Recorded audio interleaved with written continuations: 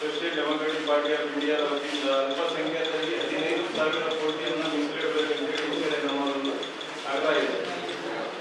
ಈ ಆಗ್ರಹ ಇದಕ್ಕೆ ಅಂತಂದ್ರೆ ನಮಗೆ ಬೇಕಾದಂತ ಬಹಳಷ್ಟು ಬೇಕಾಗಿರೋದ್ರಿಂದ ಈಗ ಪ್ರೆಸೆಂಟ್ ನೋಡಿದ್ರೆ ನಾವು IAS ಮತ್ತು KS ತರಬೇತಿ ಕೇವಲ ಬೆಂಗಳೂರಿನಲ್ಲಿ ಮಾತ್ರ ಇದೆ. ಅದನ್ನ ನಾವು ರಾಜ್ಯದಲ್ಲಿ 4 ಕಡೆ ಕಂದಾಯ ವಿಭಾಗವಾರು ಕನಿಷ್ಠ 4 ತರಬೇತಿ ಕೇಂದ್ರಗಳನ್ನು ಮಾಡಬೇಕಂತ ಹೇಳಿ ಈ ಸರಿ ನಮ್ಮ ಬಜೆಟ್ ನಲ್ಲಿ ನಮ್ಮ ಒತ್ತಾಯ ಇದೆ.